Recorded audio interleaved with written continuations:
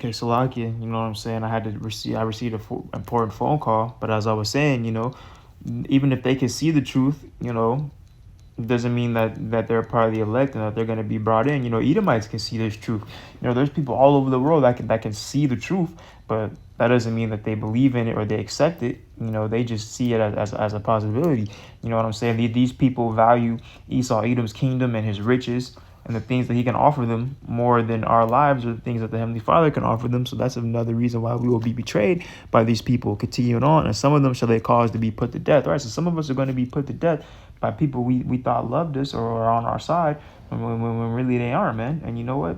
That's okay, because it's all the will of the Lord. And the scriptures say in 1 Thessalonians, the 4th chapter, that the dead in Hamashiach shall rise first and meet him in the clouds, man. You see? So we're going to be all good.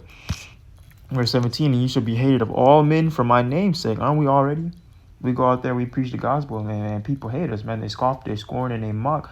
Even though it's starting to die down, it doesn't mean that they still do it.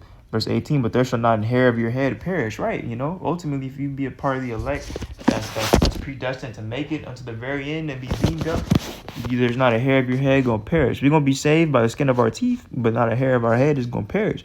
Verse 19, in your patience possess ye your souls, right, man? Possess ye your souls, because the 2/3 of Jacob out here are destroyed, man. They're through. They don't have any knowledge, wisdom, understanding of what's going on or what's about to happen. They're just stuck in a mirthful spirit.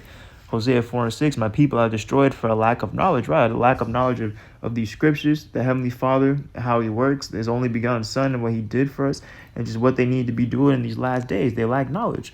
Because thou hast rejected knowledge, I will also reject thee, right? Because you have rejected the knowledge of wisdom and understanding from the Heavenly Father, he's going to reject you as well. But thou shalt be no priest to me, seeing thou hast forgotten the law of thy power, I'll also forget thy children, right? Seeing you've forgotten the law of thy power, right? You know what I'm saying? You try to convince yourself that the